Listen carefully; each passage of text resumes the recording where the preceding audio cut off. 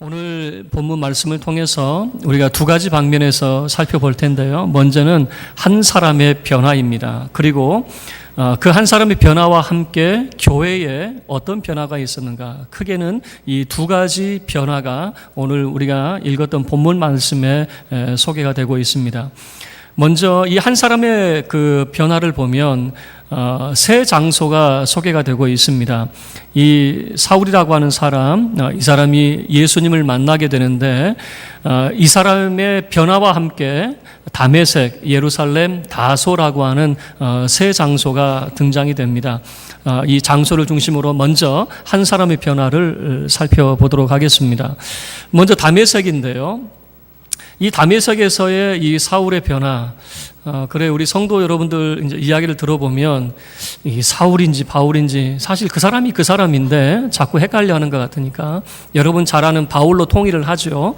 자, 이 바울이라고 하는 사람이 이 다메섹에서 회심을 합니다. 그런데 이 다메섹에서의 그 회심과 관련되어서는 즉각적인 그런 그 변화와 또 장기적인 그런 변화가 있었습니다. 즉각적인 변화는 뭐냐면 이 사람이 이 바울이라고 하는 사람이 분명히 다메섹에 예수 믿는 사람들을 회당에서 잡아가려고 다메섹에 왔는데 이 사람이 오는 길에 예수 그리스도를 만나게 되었죠. 그리고 예수 그리스도를 만나고 그의 눈이 멀게 되었습니다. 그리고 아나니아라고 하는 사람을 다메섹 집가라 하는 거리에서 어느 유다인의 집에서 그가 만나게 되는데 아나니아가 그를 위해서 기도할 때에 안수해 줄 때에 눈에서 비늘 같은 것이 이제 벗겨지더니 다시 보게 되었습니다. 그리고 이 즉각적인 변화는 뭐냐면 그 즉시로 이 바울이라고 하는 사람이 다메섹에 있는 각 회당에 들어가서 예수는 하나님의 아들이십니다 라고 하는 것을 증거하기 시작하는 것입니다. 이게 참 대단한 일이거든요. 왜 그러냐면 분명히 다메섹의 그 회당에 있는 사람들은 무슨 생각을 했냐면 예루살렘에서 바울이라고 하는 사람이 오고 있는데 이 사람은 오는 목적이 뭐냐면 이 회당에서 예수 전하는 사람들 잡아가려고 온다. 이렇게 알고 그 사람을 기다리고 있었는데 한다는 말이 예수 믿는 사람 잡아가기는커녕 자기도 예수님은 하나님의 아들이십니다 이러고 있으니 이 다메섹 회당의 유대인들이 벙찌는 것이죠. 당황하는 것이죠. 야, 이게 도대체 무슨 일이냐? 이게 이 사람 말이야 예수 믿는 사람 잡아가라고 그랬더니 그냥 엉뚱한 짓 하고 있네. 뭐 이런 것이겠죠. 자, 그리고 이 즉각적인 변화와 함께 장기적인 그런 변화가 있는데 23절 말씀을 보시면 여러 날이 지났다라고 소개를 하고 있습니다. 여러 날이 지난 다음에 이 바울에 대한 다메섹 그 유대인들의 반응을 뭐냐면 이 바울을 죽이려고 공모를 하고 있다 라고 하는 것이죠. 그런데 이 여러 날이라고 하는 이 번역 때문에 우리는 어떤 오해를 하게 되냐면 며칠 지나지 않았구나 라고 하는 거죠. 여러 날 그러면 며칠 지나지 않은 것으로 우리가 인식을 하잖아요. 그러나 갈라디아서 1장에서 바울이 자기를 어떻게 고백을 하냐면 이 다메섹에 있었던 일을 고백을 합니다. 그가 예수 그리스도를 만난 다음에 아라비아에 가서 3년 동안 거주했다라고 하는 것을 그가 고백을 하거든요. 자, 그러면 이 여러 날이 지남에라고 하는 것은 겨우 며칠이 지났다라고 하는 의미가 아니라 최소 3년 이상 그 이상의 많은 시간이 지났다라고 하는 거죠. 그래서 이것을 이제 의미 번역을 하면 이렇게 하는 게 맞겠죠. 몇 년 후 라고 하는 것이 더 맞을 것 같아요. 그러니까 여러 날이 지났다는 것은 단순히 뭐 며칠 지났다 정도가 아니라 수년이 지났습니다. 3년 이상의 긴 시간이 지났습니다. 이 바울이라고 하는 사람이 다메섹에서 예수를 만나고 난 다음에 이 다메섹에서 그 유대인들이 이 당황하고 이 바울에 대해서 잘못된 인식을 가지고 있죠. 그래서 그가 이제는 예루살렘으로 못 내려갑니다. 예루살렘으로도 못 내려가고 그가 아라비아로 갔던 것 같아요. 그곳에서 3년 동안 그의 신학체계가 다시 재정립되는 그런 시기가 되는 거죠. 그의 신학체계, 원래 신학체계는 어떻습니까? 율법 지상주의입니다. 율법 지상주의 속에는 장로의 유전, 그러니까 오랜 전통도 그 안에 포함이 되어 있습니다.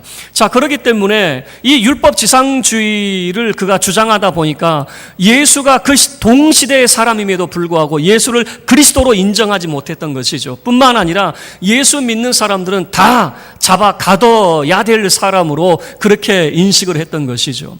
그러나 그가 다메섹 도상에서 예수 그리스도를 만나고 난 다음에 그의 삶이 완전히 무너지죠. 그가 믿고 추구했던 그 모든 것들이 다 새롭게 정립이 필요한 것이죠. 그가 아라비아에 가서 그 3년 동안 그 신학체계가 다시 새롭게 정립이 되었을 것입니다. 자, 무슨 말이냐면 그 이전에 바울은 이제 어떤 모습이냐면 율법 지상주의였어요. 율법이 최고였어요. 그래서 이 바울이 주장한 것은 유대인 외에는 구원이 없습니다. 그리고 하나님은 오직 유대인만의 하나님입니다. 그러나 아라비아에서 3년 과정 동안 이제 다시 하나님의 말씀을 새롭게 정립하면서 바울은 전혀 다른 모습으로 이제 이야기를 하는데 뭐라고 이야기하냐면 이제 구원은 유대인만의 구원이 아니라 모든 인류에게 보편적인 그런 구원이 바로 예수 그리스도를 통해서 주어져 있고 하나님은 오직 유대인만의 하나님이 아니라 모든 인류의 하나님이시다라고 하는 것을 증언하기 시작을 하는 거죠. 왜 이런 관점이 생겨나게 되냐면 그리스도를 만남으로 그 관점이 생겨나게 되는 것이죠. 그는 성경 박사입니다. 가말리엘의 문화생으로서 그는 율법을 배운 사람이고 그는 교육을 받은 사람이고 성경 박사였습니다. 성경 박사이지만 무엇을 놓치고 있냐면 성경의 핵심을 놓치고 있었던 것이죠. 성경의 핵심이 뭡니까? 바로 예수 그리스도가 성경의 핵심입니다. 예전에 한번 말씀을 나눴던 것 같아요. 우리가 성경을 읽는 이유는 하나님의 뜻을 알기 위함입니다. 맞는 말이지만 조금 더 구체적으로 하나님의 뜻이 무엇입니까? 라고 하는 질문이죠. 많은 사람들은 하나님의 그 뜻을 자기 개인화시켜버리죠.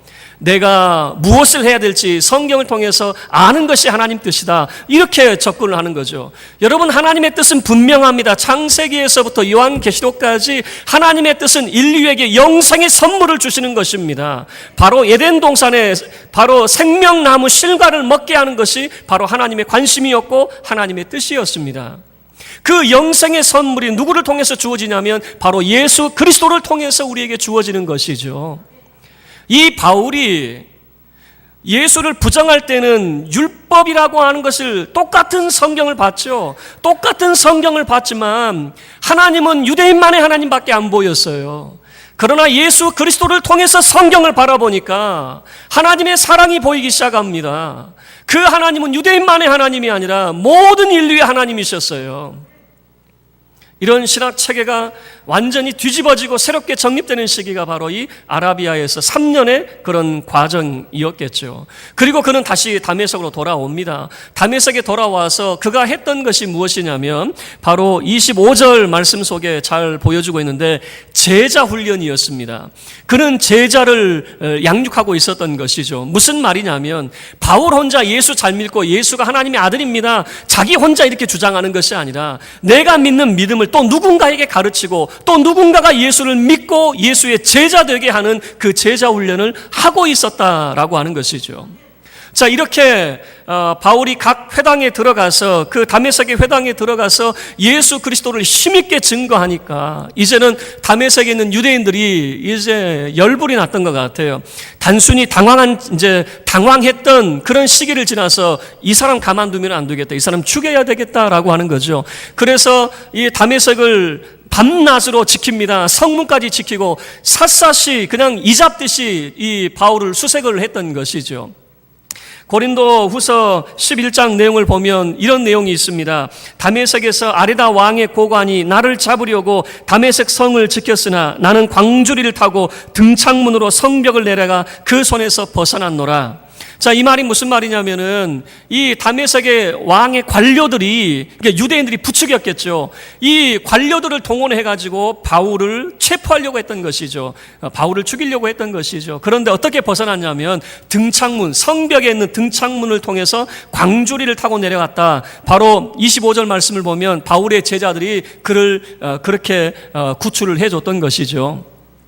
자, 여기서 이 등창문이라고 하는 것은 뭐냐면 고대 사회의 성벽은 우리나라의 그런 성벽이 아니에요. 우리나라 성벽은 뭐 이 남산을 가든 아니면 그 남한산성을 가든 우리나라 성벽은 다 뭐라고 그럴까요? 한 이 정도 규모에서 사람이 살 수 없는 규모예요. 그런데 성경 시대 가나안 지역의 성벽은 뭐냐면 사람이 살고 있어요. 그 성벽에 사람이 살고 있어요.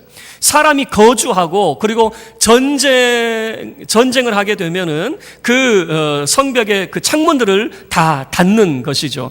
그 사람이 거주할 수 있는 성벽이고, 그리고 고대 문헌을 보면 마차 2대가 지나갈 수 있는 그런 이 뭐라고 그럴까요? 넓이, 성벽의 넓이가 그 정도였습니다.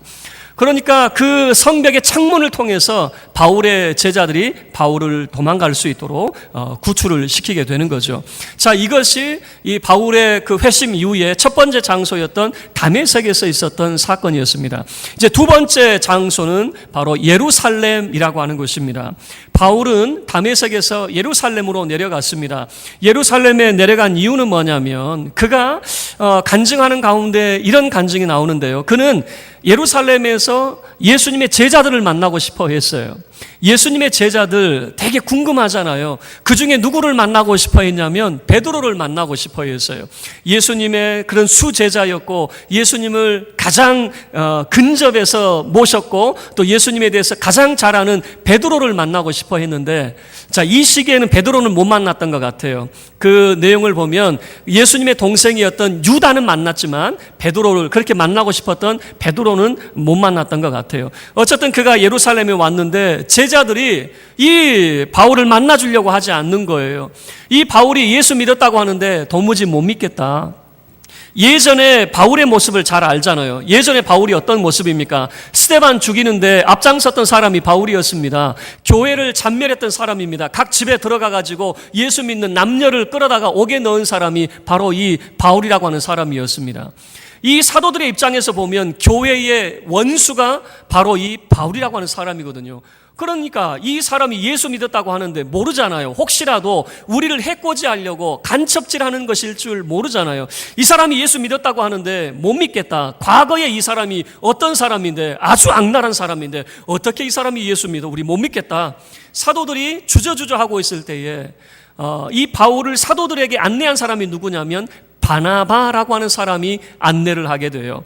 그래서 27절 말씀을 보시면요, 바나바가 그 바울을 데리고 사도들에게 안내를 하는 것입니다. 이 사람이 어떻게 예수를 만나게 되어졌는지, 그리고 이 사람이 어떻게 이 예수를 다메섹에서 증언하게 되어졌는지, 이 사람의 믿음이 참입니다 라고 하는 것을 누가 보증을 해주냐면 바나바라고 하는 사람이 보증을 해주는 것입니다. 그리고 이 바울과 사도들의 그런 교제가 있도록 주선을 해줬던 것이죠. 그리고 이 바울은 예루살렘에서 가만히 있지 않아요. 복음을 전합니다.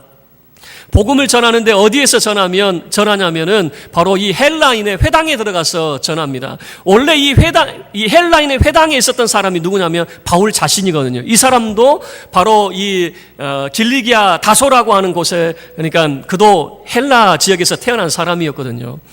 이 사람이 가서 이제 예수가 하나님의 아들 되신다라고 하는 것을 증언하는 거죠. 그랬더니 무슨 일이 벌어지냐면 29절 말씀 보셔요. 자, 29절 우리 함께 합독하겠습니다. 시작. 또 주 예수의 이름으로 담대히 말하고 헬라파 유대인들과 함께 말하며 변론하니 그 사람들이 죽이려고 힘쓰거늘. 그 사람들이, 이 헬라파 유대인들이 바울을 죽이려고 힘씁니다. 자, 그런데 이 모습이 누구와 오버랩이 되고 있냐면 스데반과 오버랩이 되고 있는 거예요. 스데반이 누구에게 복음을 전하다가 돌파매질을 당하게 됐냐면 바로 이 헬라파 유대인들에게 복음을 전하다가 돌파매질을 당했거든요. 이 바울의 모습을 보면 누구의 길을 걷고 있냐면 스데반의 길을 걷고 있는 것 같아요. 스데반이 했던 것을 지금 바울이 하고 있는 겁니다. 이 헬라파 유대인들은 이제 이런 생각을 했겠죠. 원래 자기 사람이죠, 바울은. 원래 자기 사람이란 말이에요. 우리로 이야기하면 그냥 같은 교회에서 함께 사역했던 사람들이에요. 그리고 예수 믿는 사람, 정말 지독히도 미워했던 그 일에 앞장섰던 사람이 바로 이 바울이라고 하는 사람이에요. 그런 이 사람이 와가지고 한다는 이야기가 뭐냐면 예수를 그렇게 지독히 미워했던 사람이 예수님을 하나님의 아들이라고 이야기하고 우리의 그리스도라고 이야기하고 예수님을 사랑하고 존경하는 인물이 되어버렸어요. 그리고 그와 변론을 합니다. 변론이라고 하는 것은 토론을 했겠죠. 토론을 했는데 안 되는 거죠. 여러분, 바울이 어떤 사람입니까? 그는 가말리엘의 문화생이었습니다. 그는 학식이 이 기초적인 학문을 그는 배운 사람이었어요. 성경에 능통한 사람이었어요. 바울 서신을 보더라도 이 성경의 모든 것을 정말 해박하게 이해하고 있는 사람이 바울이거든요. 말로는 안 되는 거죠. 말로 안 되니까 어떻게 됩니까? 스데반을 죽였듯이 바울도 죽이려고 하는 거예요.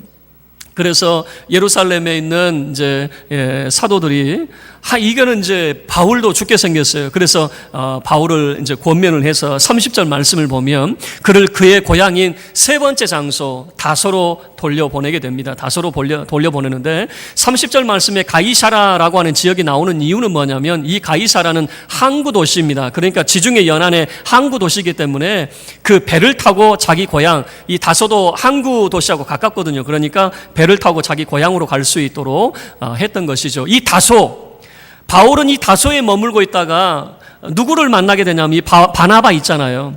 자기를 사도들에게 주선했던 이 바나바가 자기를 그 고향까지 찾아오잖아요. 나중에 찾아와서 내가 지금 안디옥에서 사역하는데 너무 많은 사람이 몰려온다. 내 힘으로는 이제 다 감당할 수 없으니까 나 좀 도와주시오. 라고 해서 함께 안디옥에서 사역을 하게 되잖아요. 자, 이 다소에 있는 그래서 바울을 데리고 오게 되는 거죠. 자, 이 한 사람의 변화를 먼저 우리가 살펴봤습니다. 여러분, 이 한 사람의 변화를 우리가 살펴볼 때 이게 지극히 당연한 것이라고 생각하는데 그렇지 않아요.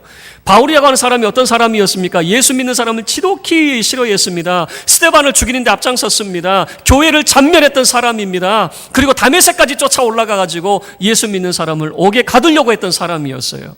그런데 이 사람이 예수님을 만나더니 그의 세계관이 완전히 뒤바뀌게 되는 거예요. 그의 세계관이 완전히 뒤바뀌게 되더니 전혀 딴 사람이 돼버리죠. 예수를 증언하는 사람이 돼버리는 거죠. 저는 그런 생각을 해요. 여러분, 예배 시간에 조는 거 너무 그렇게 흠잡지 마세요. 괜찮아요. 졸아도 돼요. 왜 이렇게 조는 사람 이렇게 여러분 그 도끼 눈을 뜨고 얼마나 무서운지 아세요? 너무 그러지 마세요. 그냥 졸면 졸리나 보다. 어젯밤에 참 저녁까지, 그렇죠? 새벽 2시, 3시까지 잠 안 자고 TV 봤나 보다. 이렇게 생각하면 되는 거 아니겠어요? 사람이 왜 졸게 되냐면 귀가 안 열린단 말이에요. 마음이 안 열린단 말이에요. 여러분, 우리가 하나님 말씀의 은혜를 받고 나니까 말씀이 열리기 시작하니까 은혜가 되고 말씀을 듣게 되는 거죠. 그런데 그 전에는 말씀이 닫히면 안 들려요. 졸고 싶어 조는 게 아니라 그냥 졸려요. 그냥 내비두세요. 하나님께서 은혜를 주시면 들릴 때가 있을 것입니다. 하나님께서 그를 붙잡아 주시면은 사모하지 말라고 해도 하나님의 은혜를 사모하고 정말로 주님 앞에 충성된 믿음의 일꾼으로 서게 될 것입니다. 자, 하나님의 말씀을 듣지 못했을 때 이 바울이라고 하는 사람은 이런 겁니다. 예수 그리스도를 몰라봤어요. 그런데 예수 그리스도를 만나고 나니까 성경의 보화를 발견하게 되는데 성경의 모든 내용들이 누구를 이야기하고 있냐면 바로 예수 그리스도를 이야기하고 있더라 그 말입니다. 그래서 여러분, 성경을 읽으실 때에, 그렇죠, 우리가 성경을 읽을 때 그래 내가 하나님의 뜻을 알고자 또는 성경을 이해하고자 읽겠다, 맞아요. 그렇지만 더 중요한 목적이 있는데 사도 바울이 새로운 세계관을 가졌던 것처럼 예수 그리스도를 발견하기 위해서 성경을 읽으셔야 됩니다. 성경을 통해서 예수 그리스도를 발견하셔야 하나님의 진정한 사랑이 무엇인지를 알게 되는 거예요. 성경에서 예수 그리스도를 못 만나면 어떤 현상이 나타나냐면 자꾸 다른 사람 정죄하고 무시하고 비판하고, 우리 수준이 안 되면 당신은 아직까지 뭐라고 그럴까, 신앙이 낮은 사람이야, 이렇게 평가를 하게 된단 말이에요. 그러나 성경에서 예수 그리스도를 만나게 되면 저 사람도 하나님의 은혜를 힘입어야 될 하나님의 거룩한 백성이라고 하는, 우리의 한 형제요 자매라고 하는 그런 의식들을 갖게 되는 거예요. 모든 사람들은 해 아래 다 평등하며 하나님의 사랑받을 자격이 있다라고 하는 것을 알게 되는 거예요. 어떻게 될 때요? 성경에서 예수 그리스도를 발견할 때예요.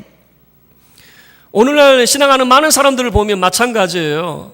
신앙을 여러분 우리가 수십 년 했다는 것이 자랑이 될 수가 없어요. 그리스도를 만나지 못하면 다 똑같더라고요. 이 유대인들의 율법주의와 다를 게 하나도 없더라고요. 신앙생활을 율법주의로 하게 되더라고요. 그러면 다른 사람 비난하고 그냥 다른 사람이야 뭐 어찌 되든 말든 전혀 상관없는 삶을 사는 거예요. 바로 이 바울을 죽이려고 했던 그런 모습이거든요. 자, 두 번째 큰 변화를 보죠. 두 번째 변화는 바로 교회의 변화를 31절 말씀이 소개를 하고 있습니다. 크게는 교회의 두 가지 변화를 보여주고 있거든요. 자, 31절 우리 함께 합독하겠습니다. 시작.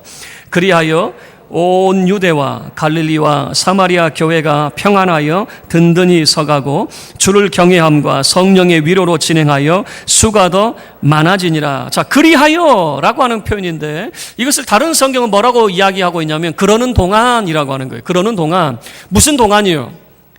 한 사람이 변화되는 그 동안 교회는 어떻게 변화가 되고 있느냐라고 하는 거죠.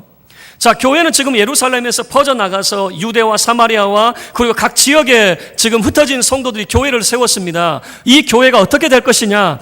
여전히 살기 등등한 사람들이 있습니다. 교회는 위기와 위협 가운데 놓여져 있습니다. 과연 교회가 서게 될지 아니면 무너질지, 여러분 이것은 아무도 알 수 없는 거죠. 그런데 한 사람이 변화되는 동안, 바울이라고 하는 사람이 변화되는 그 동안 교회는 무슨 일이 있었느냐? 크게 두 가지인데 첫 번째는 교회가 평안하여 든든히 서가고 라고 하는 거예요.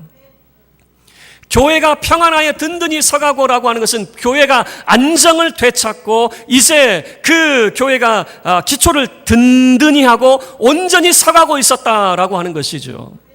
교회가 위기가 있었습니다. 어려움이 있었습니다. 그러나 그 어려움 가운데 교회가 무너지는 것이 아니라 교회가 안정을 되찾고 든든히 서가고 있더라라고 하는 것이죠. 그리고 두 번째 특징은 무엇이냐면 주를 경외함과 성령의 위로로 진행하여 그 수가 더 많아졌다라고 그렇게 소개를 하고 있습니다. 주를 경외함이라고 하는 것은 여러분 교회를 향해서 핍박하는 무리도 있었지만 반대로 주를 경외함도 있었다라고 하는 것이에요. 수많은 사람들이 예수를 미워하고 예수를 질책했을지 몰라도 더 놀라운 사실은 하나님의 택한 백성들에게는 주를 경외함이 생기더라 그 말입니다. 여러분 주를 경외함 그리고 성령의 위로하심이라고 하는 것은 전적으로 하나님의 은혜인 줄로 믿습니다.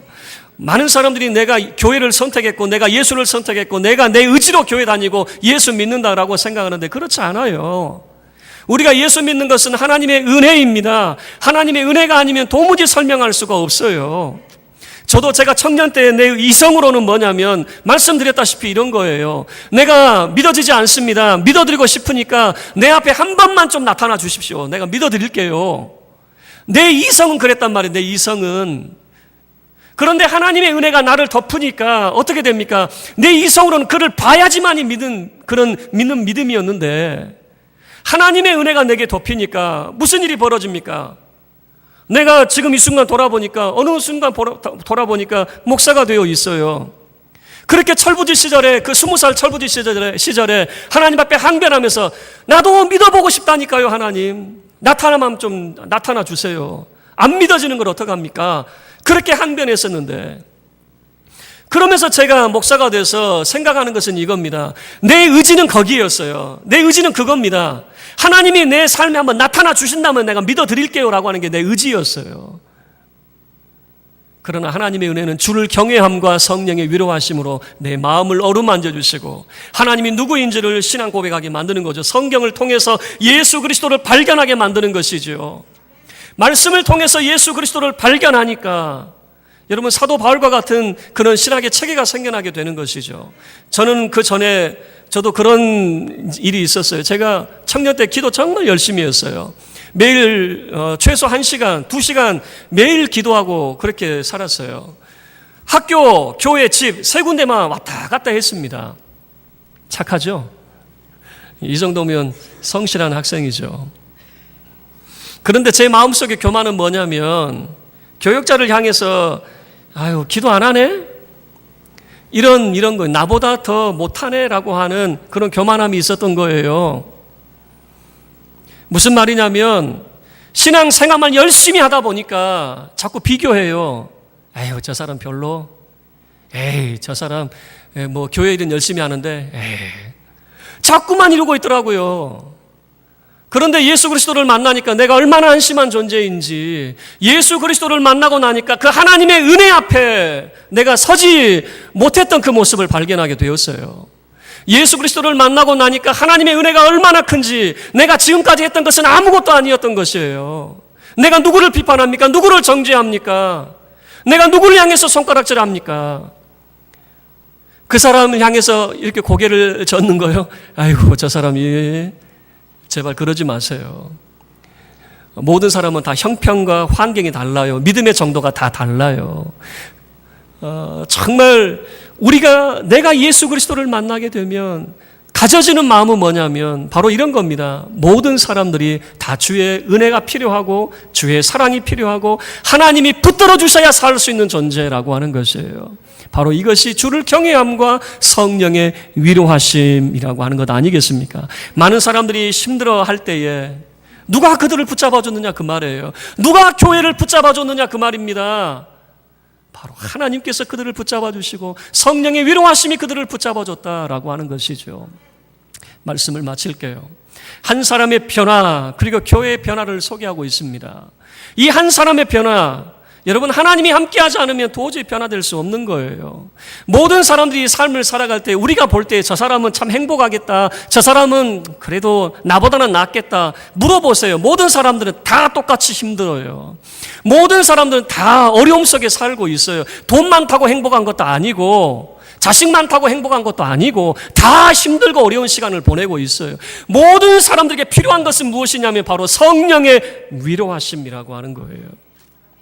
그런데 성경이 우리에게 분명하게 보여주는 것은 뭐냐면 교회가 어려움 속에 있었습니다. 어려움이 없었던 거 아니에요. 그러나 오늘 본문의 말씀 속에서 보여주는 것은 그 위기와 어려움 다음에는 반드시 성령의 위로하심이 있더라라고 하는 것을 우리에게 보여주더라라고 하는 것이죠.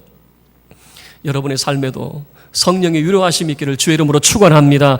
반드시 있을 것입니다. 지금 힘들고 어려운 시간을 보낸다 할지라도 이것을 기대하세요. 때로 힘든 시간을 보내고 있다면 여러분 고백하세요. 이 시간이 지나면 성령의 위로하심이 나를 기다리고 있을 것이다. 하나님께서 여러분을 위로하시고 여러분의 가정과 교회와 이 나라의 민족을 위로하심이 있기를 주의 이름으로 축원합니다.